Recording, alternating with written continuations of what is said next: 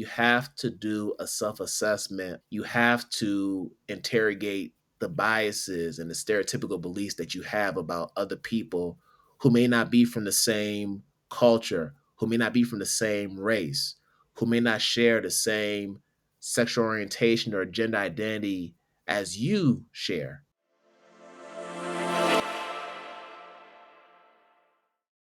Welcome to Innovating Education. I'm Dr. Riley Williams, and in each episode, we explore bold ideas and breakthrough strategies shaping the future of teaching and learning.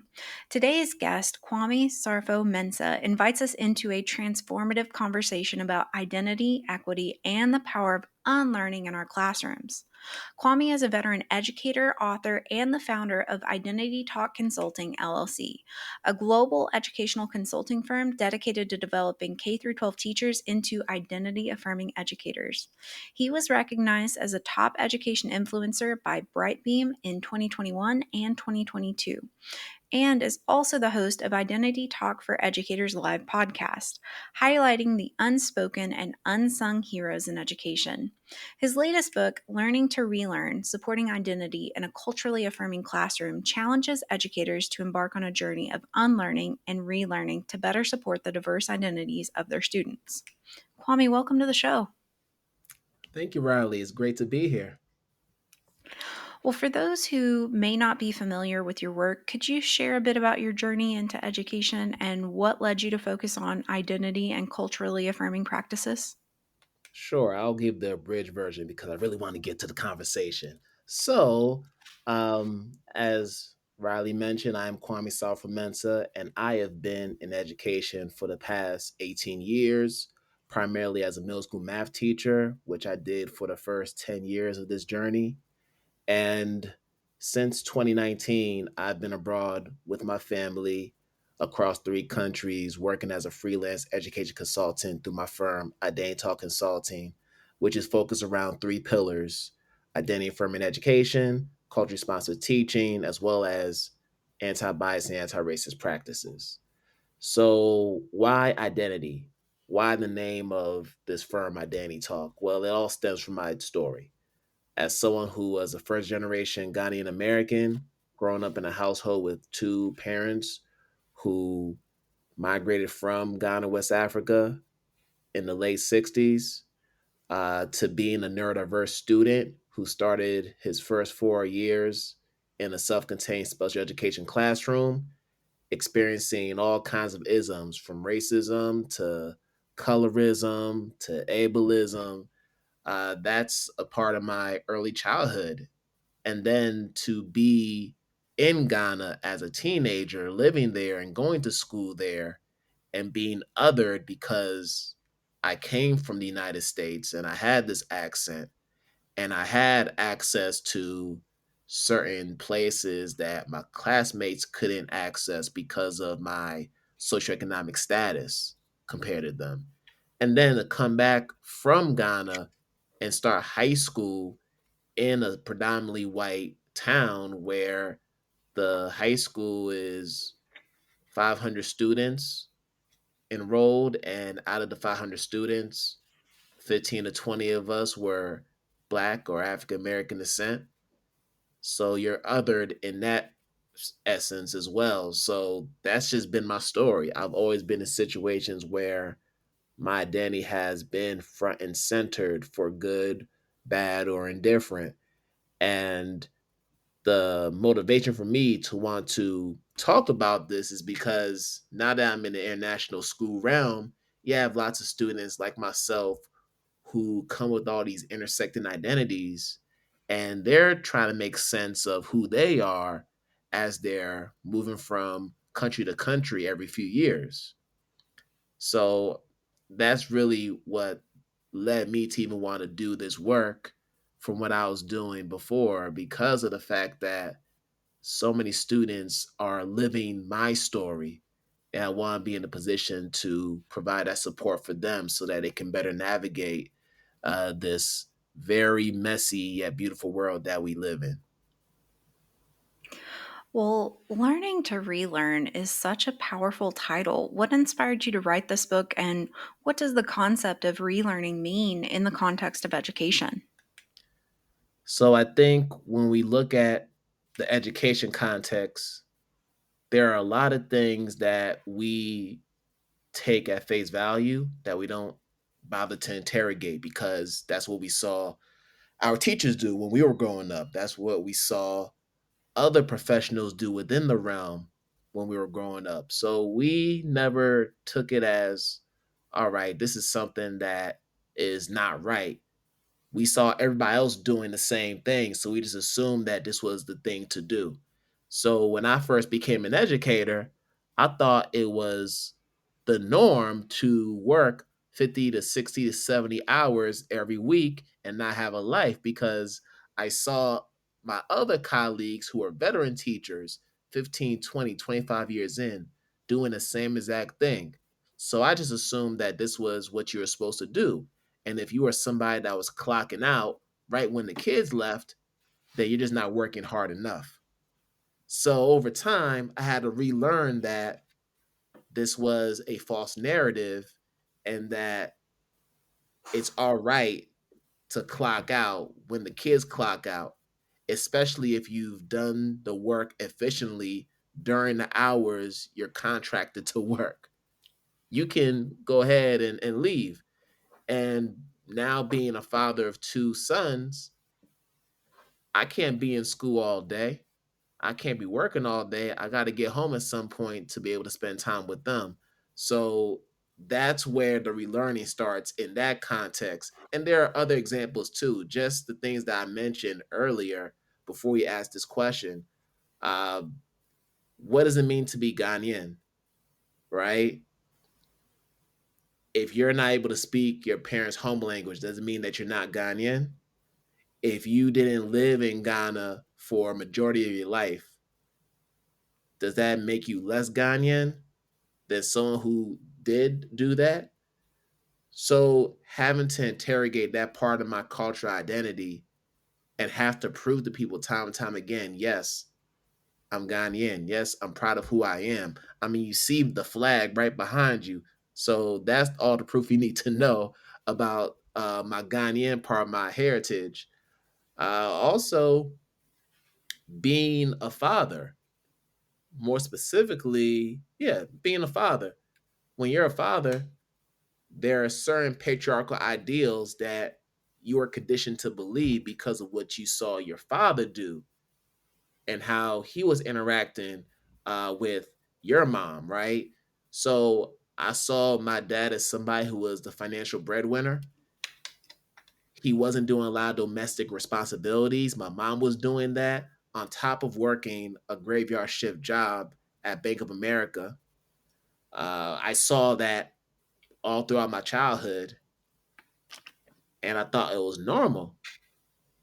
But then being married now for 10 years with my wife and having my two sons, we don't have that same type of relationship because I recognize that the way my mom and dad interacted was not healthy.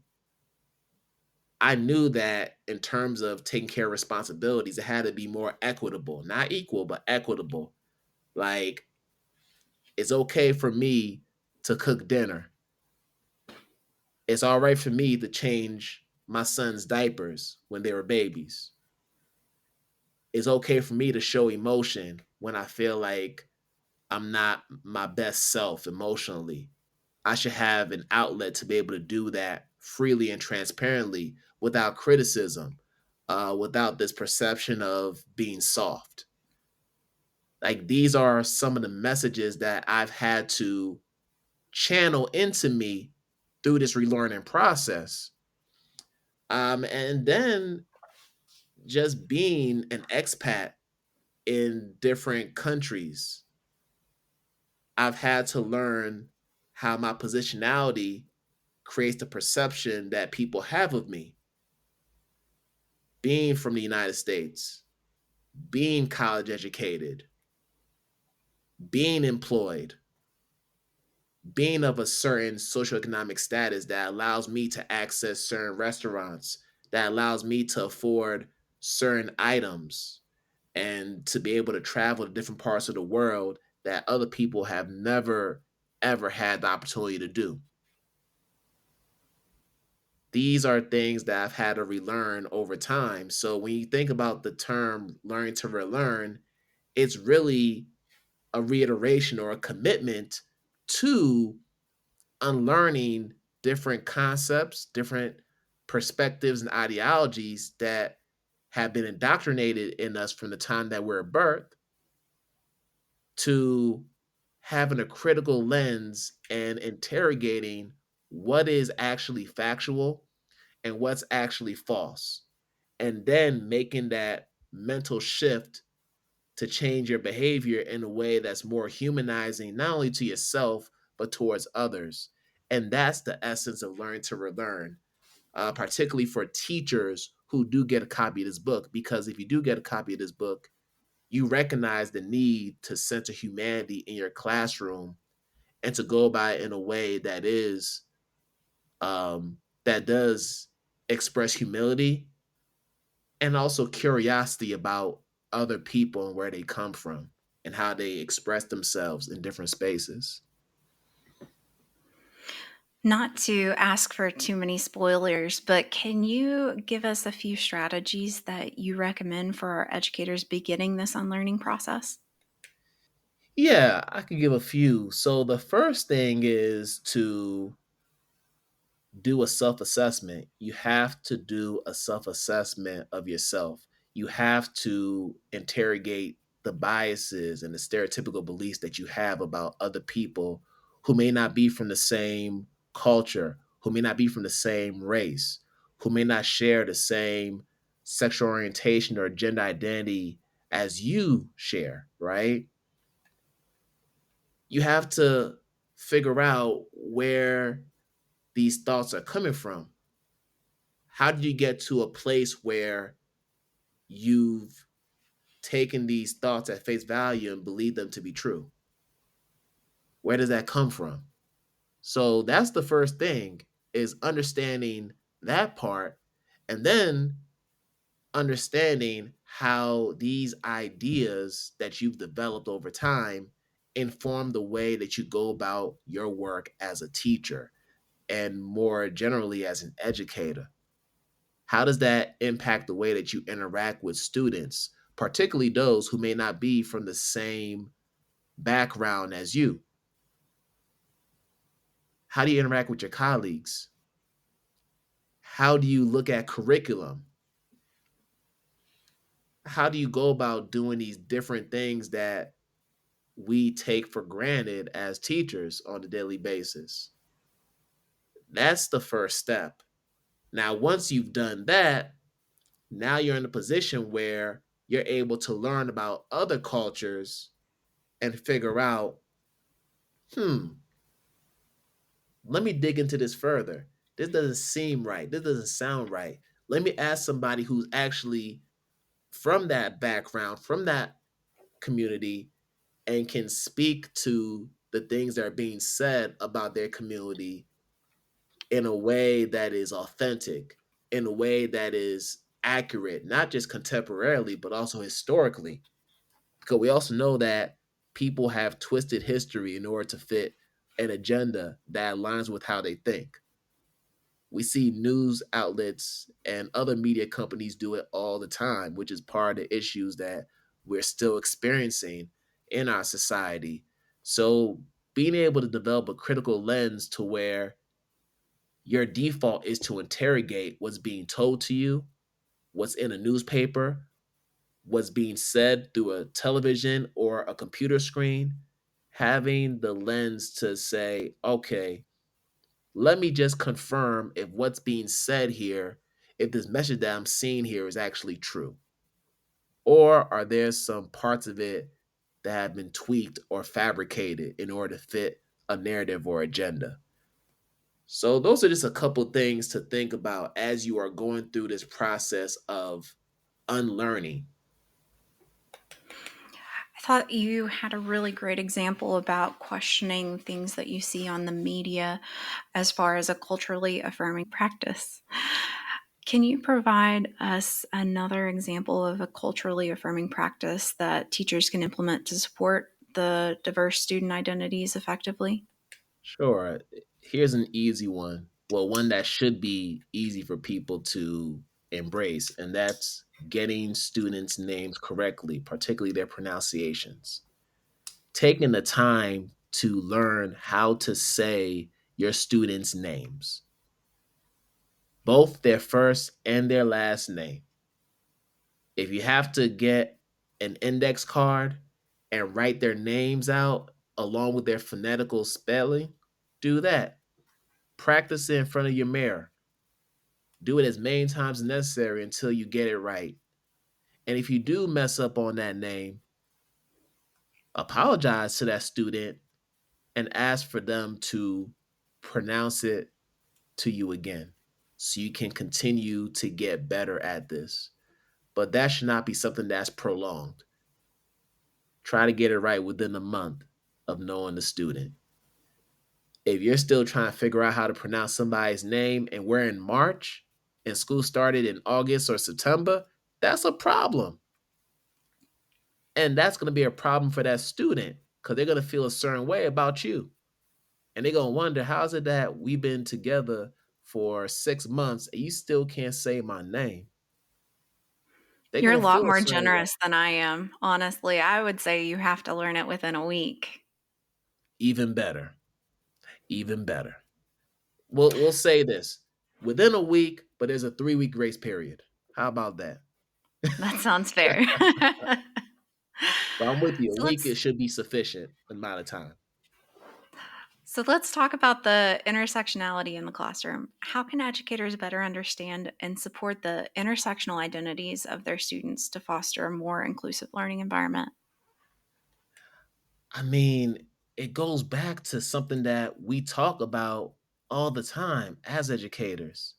When we start a new school year, what do we always tell educators to do, particularly our teachers in the classroom? You got students who are new in your classroom. You don't know anything about these students. You have to build the relationships with the students. You got to get to know these students. And it's not just something that you do during the first couple of weeks of the school year. You are doing this throughout the course of the year.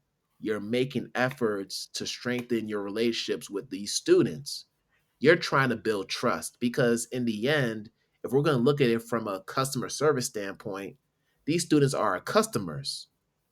We're trying to sell them a product. We're trying to provide a value proposition about the type of experience that they're going to have in our classrooms in terms of their learning experience. In order for us to do that, part of the work that has to happen is us taking the time to learn about students outside the classroom, learn about their pastimes, learn about their culture, learn about the languages that they speak, learn about the things that are most important to them. Because when we're able to bring all those pieces to the table, it makes for a healthy learning ecosystem. So we got to get to know these students, and we have to be in a position where if we don't know something about a student or where they come from or other identity markers that they share, let's be inquisitive enough to ask the questions. Let's research. Let's learn what that is. It goes beyond hanging up a flag of where these students are from, like the different flags that represent their ethnicities and nationalities. It goes beyond that. It's about taking the time to sit down and really dig deep and get to know these students. And when you do that in a way that's with fidelity, in a way that's genuine, in a way that's empathetic, students know when you're being real. And they also know when you're being full of you know what. So be sure that when you are having these engagements, you're doing it with an open heart and you're doing it with the intention of building a relationship that's going to be sustainable well beyond the time that they spend in your classroom that 1 year. For me, I think it's greeting people at the door. I think that's one Yeah, of the best ways to kind of show your interest in someone and say hello, good morning, or good afternoon, and how has your day been going? that part too. So, what advice do you have for our school leaders who are aiming to empower their teachers to embrace culturally responsive teaching and identity affirming practices? For our school leaders, for our principals, for our vice principals, for our deans, you have to model these behaviors if you expect your teachers to do those behaviors within their respective classrooms. You can't enforce an expectation and place it upon your teachers and staff members if you yourself haven't embodied that in your practice. And teachers know, just like students know when teachers are full of you know what, teachers know when leaders are full of you know what. So, as a leader, you got to take the lead. You have to model what it means to have critical empathy, what it means to be humble, what it means to be inquisitive, what it means to be forgiving when you have imposed harm, not just on students, but also on other staff members who are working under you and for you and with you. You have to model those situations and those behaviors so that the teachers can see, oh, you're actually walking the walk. You're really about what you say you're about. We can trust you. We can ride behind your leadership and do what we need to do to make this school a better place, a healthier place, a safe place for our students and others. So it's imperative for school leaders to embody that. I know the book is focused on teachers and what they do in the classrooms, but I can't tell you how many school leaders have also purchased copies of the book just for themselves because a lot of the strategies that I share in the book are strategies that they can also use in their capacity as school leaders. So I want to make sure that I'm very clear when I say that. So, what's one key takeaway that you hope educators walk away with from today's conversation? One thing that I hope educators walk away with is the fact that this identity forming work is something that is collective work. It's collaborative. You can't do it by yourself. You need people. You need community in order to ensure that we are creating an ecosystem where all the parts within it are working together and in harmony. In order to ensure that it happens, you need people in their positions to ensure that their areas are working the way that they should in order to make everything else work. So that's the thing that I'm going to say. And also, you're going to continue to make mistakes. What's most important is how do you respond when you make the mistakes? Do you just give up?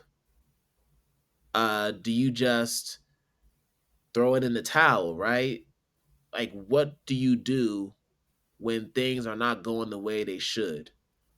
Do you take the time to reflect and figure out, all right, what can I do tomorrow that I didn't do today? How can I make amends with this student and let them know that, hey, you are still welcome to be in this classroom. You are still an important part of what we do in this community, and we want you to be here. What can you do to ensure that you are sustaining trust with your students and your colleagues too, because they need you as well? So, those are just a few things that I hope people who are listening will consider as we move forward. So, for our listeners who want to learn more about your work, your consulting services, or your podcast, where's the best place for them to connect with you? The best place for them to connect is identitytalkforeducators.com. Over there, you'll be able to have access to pretty much everything about myself and Identity Talk, from the podcast to the different services that we do provide for schools and other organizations who are compassionate, who are committed to doing identity affirming work. And also, you'll be able to learn more about some of the other programming that we do provide to educators across the globe. So, Identity Talk for educators.com. And then also make sure you get a copy of Learn to Relearn. Add that to your library. It is in stores or any bookshop or online platform that sells books. So make sure you get a copy of that today. Kwame, thank you so much for sharing your insights with us and, for the transformative work that you're doing to relearn education. To our listeners, I highly encourage you to check out Identity Talk for Educators Live podcast. I've provided links for you in the show notes, including where you can grab a copy of Kwame's new book, Learning to Relearn, Supporting Identity in a Culturally Affirming Classroom. To our listeners, we're proud to be supported by the Solvia Learning Group, whose commitment to advancing education makes conversations like this possible. So if today's episode sparked ideas or helped reframe your thinking, please be sure to subscribe, leave us a review, and share it with a colleague. Until next time, keep innovating, keep inspiring, and keep making a difference.